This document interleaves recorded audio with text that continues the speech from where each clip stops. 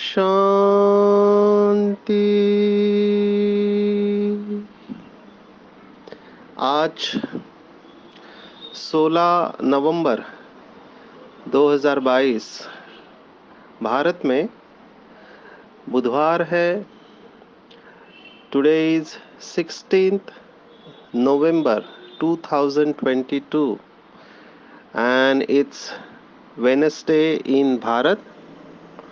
आज की मुरली का जादुई रहस्य स्वयं को प्रेरणा देने के लिए magical secrets of today's Murli for motivating the self.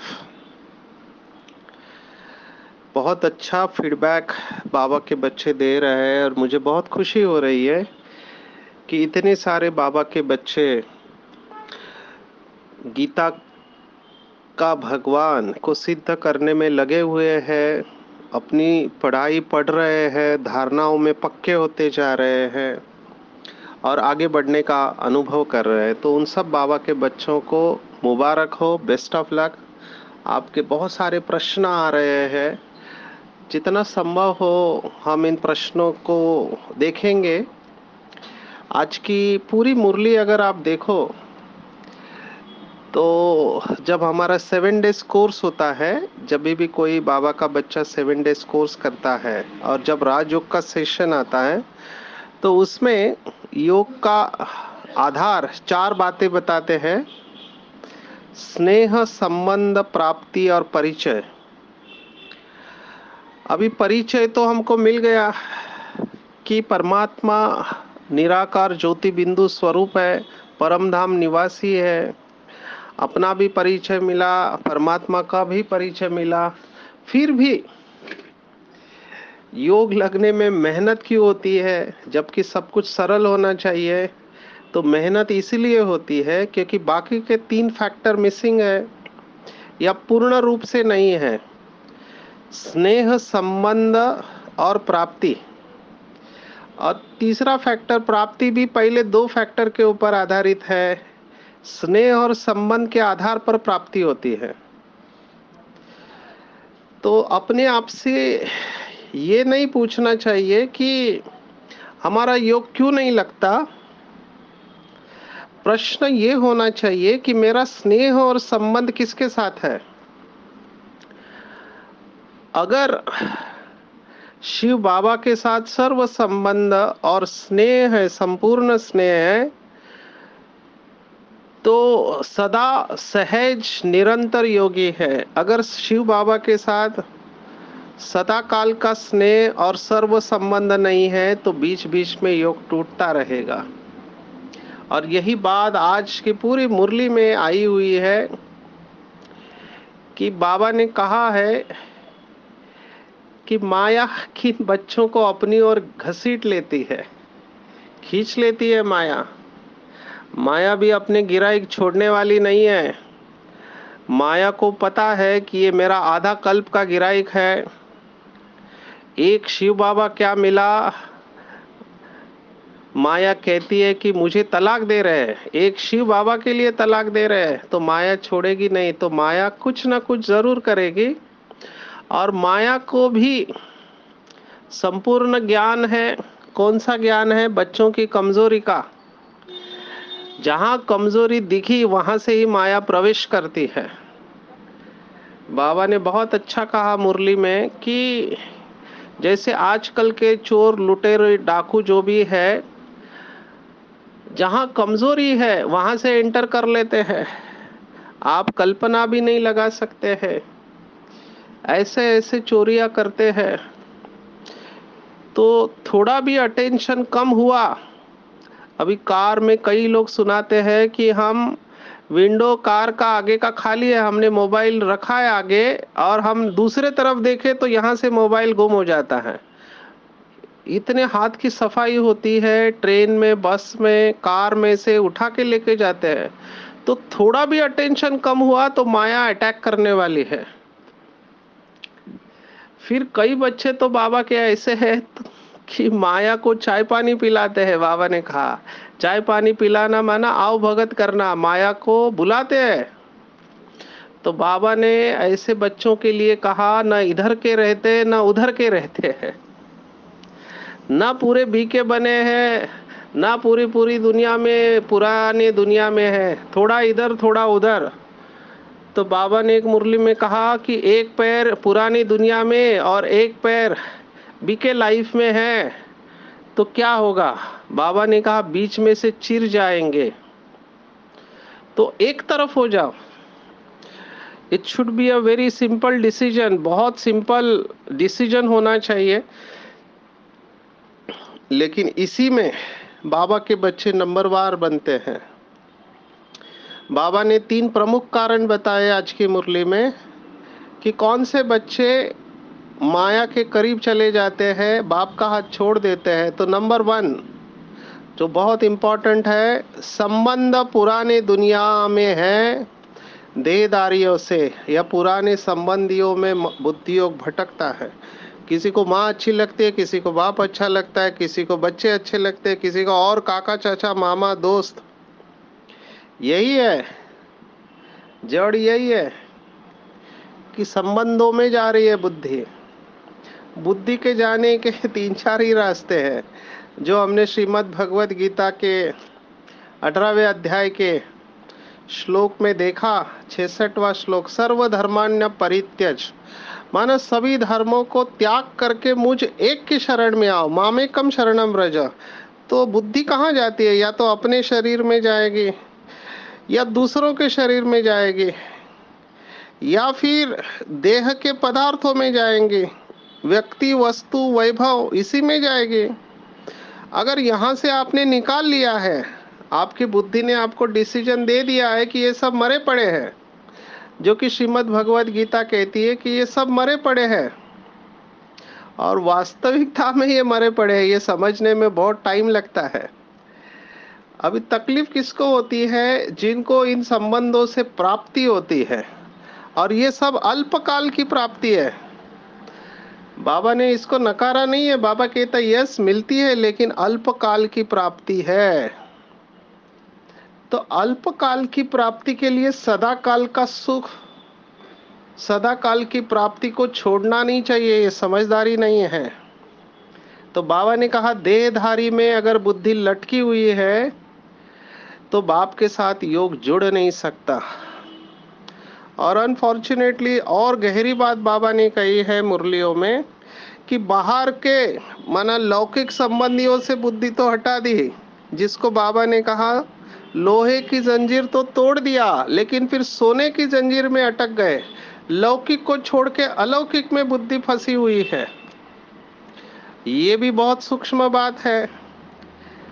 किसी का क्लास अच्छा लगता है, किसी की बातें अच्छी लगती है, किसी के गुण अच्छे लगते हैं, किसी के सेवा करने का तरीका अच्छा लगता है, ये भी माया है। बाबा ने यहाँ से भी बुद्धि निकालने को कहा। और इस समय मैं ये बहुत बड़ी माया देख रहा हूँ कि बहुत सारे बाबा के बच्चे ऐसे बीके भाई बहनों से प्रभावित हो जाते हैं, जो कि बाबा ने सूक्ष्म विकर्म कहा है। बाबा ने स्पष्ट कहा हुआ है कि कोई भी देहधारी भले कितना भी अच्छा क्यों न हो, कितनी भी आपसे आपको उससे प्राप्ति हो रही हो, लेकिन उसके पास जो भी मिलेगा मिलेगा किसका? बाप द्वारा दिया हुआ ही मिलेगा, क्योंकि उस देहदारी में विशेषता भरने वाला बाबा है। तो देने वाले को, दाता को मत भूलो।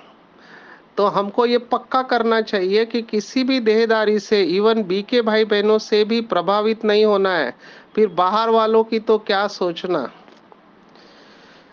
बाहर में भी बहुत सारे आजकल यूट्यूब के वजह से, सोशल मीडिया के वजह से बहुत सारे लोग बहुत सारे लेक्चर सुनते हैं और उनसे प्रभावित हो जाते हैं। एक आत्मा ने तो कहा कि वो आचार्य रजनीश कितना अच्छा सुनाता है, बाबा की मुरली ही सुनाता है, और कितना सिंपल करके सुनाता है। मैं सेवा के लिए पढ़ता हूँ। हमारा एक बाबा का बहुत सिकिलदा बच्चा है, वो रजनीश की कहानियां ही सुनाता रहता है। अभी देर इज नथिंग रॉन्ग अगर आप इंस्पिरेशन लेके बाबा की तरफ बुद्धि लगाते हो, लेकिन ये जो आत्मा की मैंने बात कही, आज वो ज्ञान में नहीं है। क्यों? क्योंकि कनेक्शन कहीं और चला गया, किसी देहदारी गुरु से प्रभावित हो गए। तो किसी से प्रभावित होना नहीं है, इसको डबल अंडरलाइन करेंगे। अब ये प्रभावित भी क्यों होते हैं, उसके पीछे भी राज है। क्योंकि जो सुनाने वाला है उसके अंदर ये नाम मान शान की इच्छा होती है कि मेरी बातों से सामने वाले प्रभावित हो जाए। और होता भी वैसे है, वही बीज जैसे माँ वैसे बच्चे होते हैं। बाबा ने एक मुरली में कहा था, अगर जिनका आप सेशन सुनते हो उनके अंदर ये नामान शान की है भूख, तो आपके अंदर वो जरूर आएगी, क्योंकि एनर्जी ट्रांसफर हो रही है। तो हमको इसको बहुत बहुत अटेंशन देना है। किसी भी लौकिक या अलौकिक बीके या बाहर के भाई बहनों से प्रभावित नहीं होना है। हमको जरूर उनका धन्यवाद देना चाहिए जिनसे हमको मदद मिलती है, लेकिन बुद्धि उनमें नहीं जानी चाहिए। बुद्धि हमेशा बाबा की तरफ जानी चाहिए। धन्यवाद शुक्रिया बाबा को करना चाहिए दिल से। तो किसी का आपने सेशन सुना, आपको अच्छा लगा, तो ये नहीं कहना चाहिए कि वाह क्या बात है, ये आत्मा कितनी महान है। नहीं, आपको ये कहना चाहिए कि कमाल बाबा का है कि बाबा ने इस आत्मा में कितनी सारी विशेषता भर दी। बाबा, मैं भी आपसे ये सब विशेषताएं धारण करूंगा। बाबा, आप मुझे रास्ता बताओ कि कैसे मैं ये सब विशेषताएं अपने अंदर धारण करूं और आपकी बहुत अच्छी सेवा करूं, आपको चेहरे और चलन के द्वारा प्रत्यक्ष करूं। तो मुख से बाबा आना चाहिए। और यहाँ पर हमारी दादियाँ विजयी बनती है, क्योंकि दादियों के मुख में बाबा बाबा है।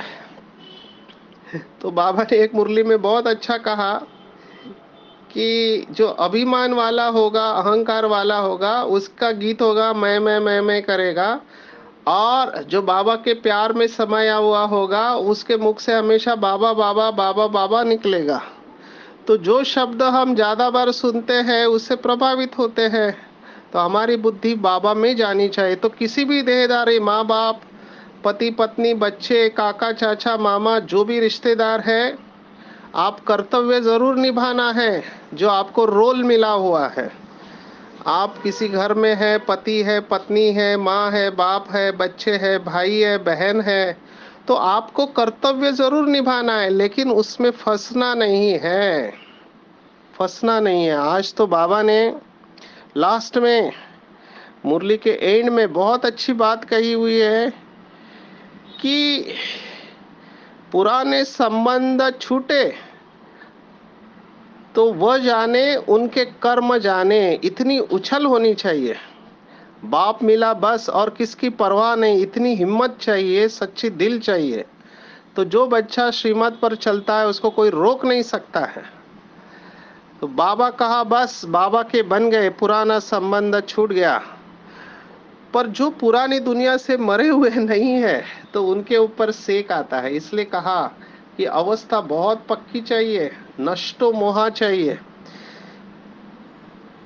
जितना जितना नष्टो मोहा बनेंगे उतना स्मृति स्वरूप संपूर्ण अवस्था को प्राप्त करेंगे और अपने बंधनों को काट देंगे पूरी तरह से। तो माया उनको खींचती है जिनका संबंधों में अभी भी मोह है। दूसरा बाबा ने कहा वो है पुरानी आदत। अभी ये तो बहुत बड़ा सब्जेक्ट है, कितनी आदतों के बारे में कहो। हिंदी में कहावत है कि आदत से मजबूर। अंग्रेजी में आदत को हैबिट कहते हैं, हैबिट। अभी जिनको अंग्रेजी समझ में आती है उनके लिए, हैबिट में से अगर एच निकालो तो अबिट रहता है, ए निकाला तो बिट रहता है, बी निकाला तो इट रहता है, आई निकाला तो टी फॉर टेल रहता है। इसलिए हैबिट को कहा गया है कि आदत से मजबूर है। हर एक की आदत होती है। किसी की आलस्य की आदत होती है, आराम पसंद होते हैं, करेंगे सब कुछ लेकिन आराम से करेंगे। किसी को खाने की आदत होती है, मीठा खाने की। कई लोगों को खाने के बाद मीठा चाहिए। कई लोगों को बोलने की आदत होती है, कई लोगों को और सारी आदतें होती है जो मैं यहाँ बता नहीं सकता हूँ। हमारे साथ वो ओपन अप करते हैं। कुमारों की अलग आदतें होती है, कुमारियों की अलग आदतें होती है। किसी को कपड़े पहनने की आदत होती है नए नए, किसी को बिल्कुल प्रेस वाला कपड़ा चाहिए, उसका प्लेट एकदम परफेक्ट रहना चाहिए। कितनी सारी आदतें हैं, खाना पीना घूमना, शौक होते हैं, ये सब आदतें हैं। ऐसे आदत, पुरानी आदत जो कि विघ्न बनती है बाबा से योग लगाने में। बाबा ने कहा ऐसे बाबा के बच्चे माया की तरफ चले जाते हैं, माया घसीट लेगी। तो देखना चाहिए मेरी कोई आदत इस योगी जीवन में विघ्न तो नहीं बन रही है। बहुत पक्का होना चाहिए। अभी कई बाबा के बच्चे ऐसे भी हैं, हम तो एडिक्शन वाले हैं, शराब भी पी रहे, मुरली भी सुन रहे हैं। कई लोगों को काम विकार की आदत होती है, उसमें भी परसेंटेज है अलग अलग रूप से। तो ये सब आदतें हैं, इसके ऊपर विजय प्राप्त करना है। तो हम साइंटिफिकली ऐसे कहते हैं, एडिक्शन या आदत, तो उसकी जड़ में क्या होता है? उसकी जड़ में होती है डेफिशिएंसी। डेफिशिएंसी या कमी होती है किस बात की? समझो किसी का बुद्धि हो, किसी देहधारी में जा रहा है, तो उसको ऑक्सीटोसिन की जरूरत होती है। ऑक्सीटोसिन ये बॉन्डेज वाला हार्मोन है, संबंधों से मिलता है, स्पर्श का हार्मोन है। तो ऑक्सीटोसिन की कमी होगा, वो व्यक्ति देहदारी की तरफ खींचा हुआ जाएगा। किसी का समझो पदार्थों में एडिक्शन है, बीड़ी सिगरेट शराब तंबाकू या फिर खाने की चीजें, तो ये जितने भी एडिक्शन है उसकी जड़ में डोपामीन है। मोबाइल एडिक्शन, फेसबुक व्हाट्सएप, इसके अंदर डोपामीन है, डोपामीन की कमी है। तो डोपामीन हमको देखना चाहिए और ऑक्सीटोसिन देखना चाहिए। किसी का मूड फ्लक्चुएट होता रहता है, तो मूड बनाने के लिए बहुत सारी बातें करते हैं, अच्छी चीजें बना के खाएंगे या घूमने जाएंगे। सीरोटोनिन की कमी है, तो सीरोटोनिन देखना चाहिए। किसी के हमेशा सहन शक्ति कम होती है, टॉलरेंस पावर, दर्द को सहन नहीं कर पाते हैं, एंडोर्फिन की कमी है। तो ये चारों हार्मोन हमको देखना चाहिए कि हेल्दी तरीके से कैसे निकले, है ना। तो रेगुलर एक्सरसाइज करना, अपने आप को बिजी रखना, निस्वार्थ सेवा करना और बाबा के साथ सर्व संबंधों का अनुभव करना। और नेचर में कई सारी चीजें हैं, पेड़ पौधे हैं, तो इनसे आप ये सब चारों हार्मोन्स ले सकते हैं।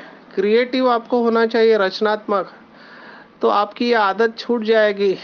तीसरा कारण बताया, पूरा ज्ञान नहीं है, आधा ज्ञान, बहुत कंफ्यूजिंग है। बाबा के ऐसे कई सारे बच्चे हैं जो सब जगह पे घूमते रहते हैं। आज इस गुरु के पास, कल उस गुरु के पास, किसी ने कहा वहां जाओ, तो वहां जाएंगे तो बीमारी ठीक हो जाएगी, वहां जाएंगे तो आपको धन मिलेगा, उसका आशीर्वाद लो, उसका आशीर्वाद लो। अभी कलयुग का इन्वेंशन ये सब थेरेपीज है, तो भटकते रहते हैं, सिद्धि स्वरूप के पास जाते हैं। अभी हमको बाबा ने इतना श्रेष्ठ ज्ञान दिया हुआ है, बाबा ने हमको सिद्धि दाता बनाया है कि ये सब सिद्धि देने वाले हम ही हैं। हमसे ही ये सिद्धियां लेते हैं, क्योंकि कल्प वृक्ष की जड़ में हम हैं। संडे की मुरली हम सब ने सुनी, पूर्वज और पूज्य है, तो जो भी इनको मिलेगा, कहाँ से मिलेगा? हमारे द्वारा ही मिलेगा, क्योंकि डायरेक्ट परमात्मा के साथ ये जुड़े हुए नहीं है। जितने भी साधु संत इस समय है, सब डायरेक्ट नहीं जुड़े, इवन धर्म पिता नहीं जुड़े हैं, तो बाकी का क्या कहना। तो इनको देने वाले तो हम हैं। तो जब इस समान में हम स्थित हो जाते हैं,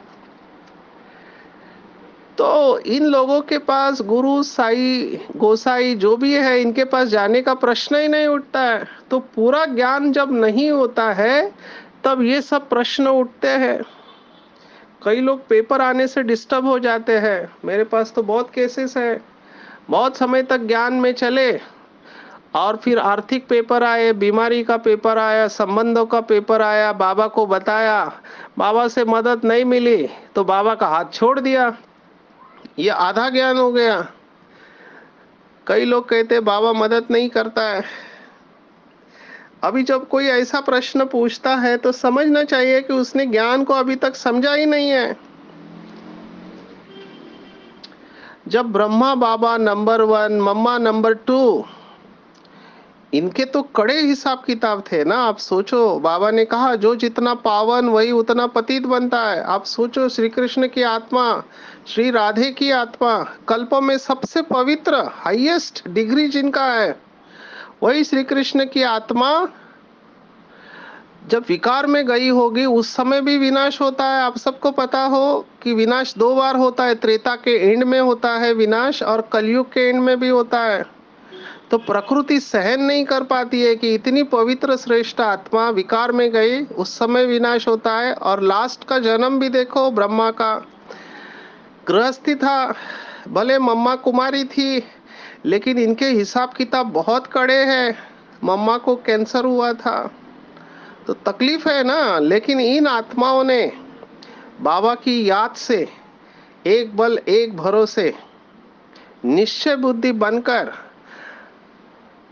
कर्म योग से कर्म भोग के ऊपर विजय प्राप्त किया। हालांकि ब्रह्मा बाबा ने कई बार बाबा को कहा मेरी खांसी ठीक कर दो, तो बाबा ने कहा कि भले तुम शरीर देते हो, है ना, लोन देते हो शरीर का, लेकिन ये तुम्हारा हिसाब किताब है, तुम्हारा कर्म भोग तुमको ही चुकता करना पड़ेगा।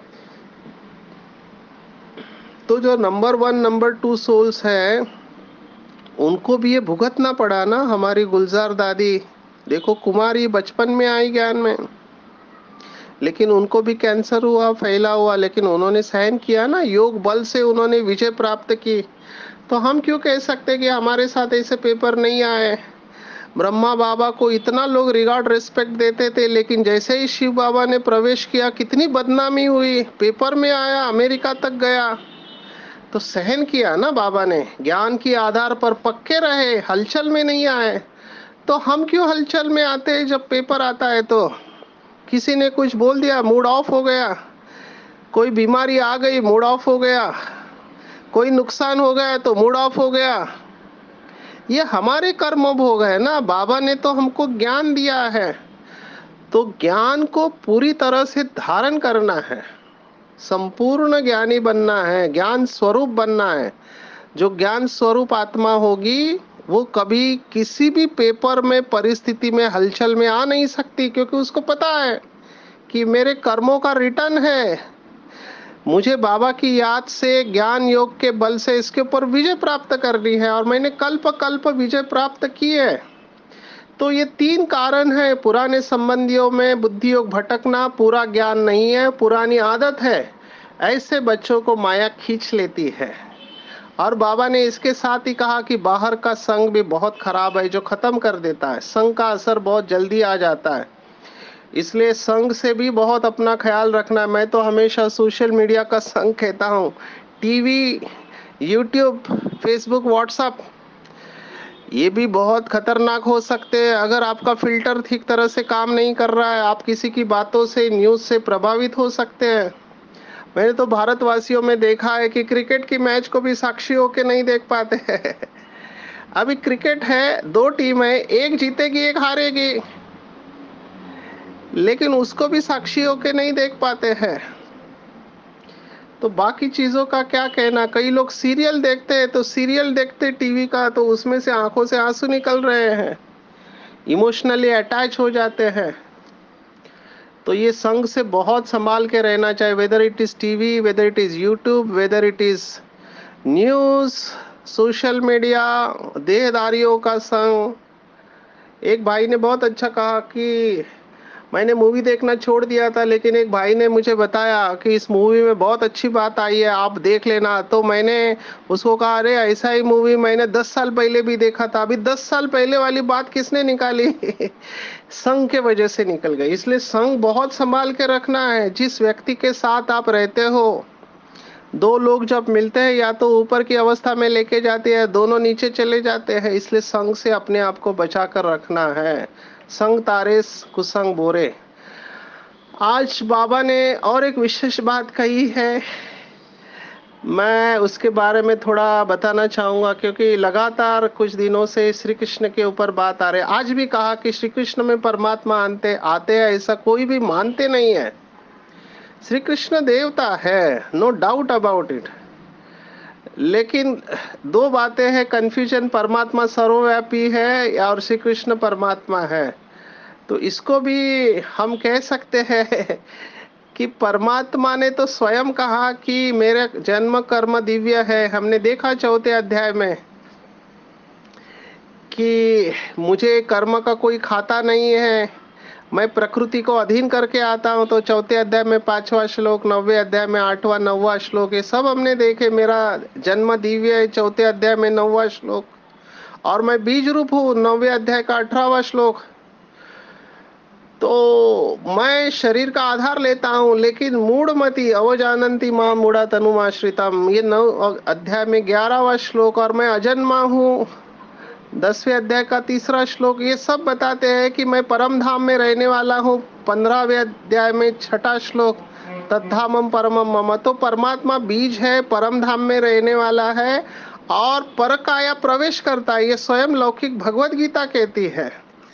और सर्व आत्माओं में वो उत्तम है, इसलिए उसको पुरुषोत्तम कहा गया है, परम पुरुष कहा गया है। तो परम पुरुष का श्लोक है 8वें अध्याय में 8वां, पुरुषोत्तम 8वें अध्याय में 1ला श्लोक है। और दिव्य पुरुष भी कहा गया 8वें अध्याय में 10वां श्लोक। तो 8वें अध्याय में परम पुरुष, पुरुषोत्तम, दिव्य पुरुष, ये तीनों नाम आए हुए हैं। ज्योति स्वरूप ये 8वें अध्याय में 9वां श्लोक है। तो 8वें अध्याय में परमात्मा के बारे में बहुत अच्छी बातें आई हुई है। परमात्मा ज्योतियों की भी ज्योति है, 13वें अध्याय में 17वां श्लोक है। और सर्वश्रेष्ठ है, ये 15वें अध्याय का श्लोक, ये भी हमने देखा। फिर कितनी बातें इसमें बता सकते हैं कि परमात्मा ने कहा भगवत गीता में कि न मुझे देवता जानते न दानव, ये 10वें अध्याय का 14वां श्लोक है। तो ये सब रेफरेंसेस हमारे पास अभी है। अभी कृष्ण के बारे में अगर देखें तो कृष्ण में 2 शब्द है, कृष्ण धातु सत्ता का वाचक न माना आनंद। तो जो सच्चित आनंद है वही कृष्ण है, जो भक्तों को खींचता है अपने तरफ, आनंद स्वरूप है, वो कृष्ण है। सब विनाश काल में सब आत्माओं को अपनी ओर खींचता है, वो कृष्ण है। और ये केवल परमात्मा का ही प्रतीक है सकता है। फिर कृष्ण के जो नाम है ना, भगवान के सभी नाम जो है वो केशव माना ब्रह्मा विष्णु शंकर का रचयिता, और जनार्दन है जनता की प्रार्थना को स्वीकार, अच्युत है ऋषिकेश है इंद्रियों का स्वामी, अच्युत माना एक रस। तो एक व्यक्ति के इतने नाम कैसे हो सकते हैं? डेफिनेटली ये कर्तव्य के नाम है। और फिर कृष्ण का जो वर्णन छांदोग्य उपनिषद में आया है कि एक ऋषि होके गए, इसलिए उसको कार्ष्णेय कहते हैं कि कार्ष्णेय गोत्र चला आया है। और अंगिरस, घोर अंगिरस ने उनको ज्ञान दिया। तो कृष्ण अंगिरस के शिष्य थे। और इंटरेस्टिंग बात यह कि छांदोग्य उपनिषद में जो बातें वही भगवत गीता में है, तो वहां से लिया गया, ऐसे भी कुछ लोगों की मान्यता है। तो ये छांदोग्य उपनिषद वाला श्री कृष्ण है, या महाभारत में बताया व्यास के साथ वाला वो है, या ऋग्वेद में जो 8वें और 10वें मंडल में जो कुछ सूक्तों की रचना श्री कृष्ण की थी, और उसमें वर्णन आता है कृष्ण और इंद्र के युद्ध के बारे में। तो श्री कृष्ण देहधारी था, वो परमात्मा हो नहीं सकता है। तो ये बात तो स्पष्ट है। तो ये बात आज बाबा ने मुरली में कही थी, इसलिए इसके ऊपर थोड़ा हमने टच किया। आखिरी में हम वरदान के बारे में देखेंगे। बाबा ने कहा मेहनत को मोहब्बत में बदल दो अगर परमात्मा स्नेही है तो बाप सेवा में और स्थिति में हमेशा साथ है, इसको भूलना नहीं चाहिए। सर्व संबंधों से उसको याद करना चाहिए, तो अकेलापन फील नहीं होगा। आजकल डिप्रेशन की बहुत बड़ी बीमारी है, बाबा सॉल्यूशन दे रहे हैं कि जिस समय जो संबंध आपको खींचता है, पति पत्नी बच्चा भाई बहन, वो संबंध से बाबा को याद करो तो अकेलापन फील नहीं होगा। बाबा के साथ स्नेह और सहयोग की गोदी में बैठकर बाबा हमको घर ले जा रहा है। तो हर कर्म लवलीन होके करना है, बाबा की याद में समाये रहो, स्वोन्नति और सेवा का बैलेंस रखो, तो सफलता ही सफलता है। तो आज पूरा दिन भर अटेंशन रखेंगे कि कहीं माया मुझे खींच तो नहीं है, खींच तो नहीं रही है। मेरा संबंध सर्व एक शिव बाबा के साथ है, तो प्राप्ति ही प्राप्ति है, और मैं माला का मन का बन ही जाऊंगा। बाबा ही मेरा संसार है, बाकी सब असार है, मुझे कुछ नहीं चाहिए, बाबा मिला सब कुछ मिला। अब मैं घर चलने के लिए तैयार हूँ, तैयार हूँ, तैयार हूँ। अच्छा, ओम शांति।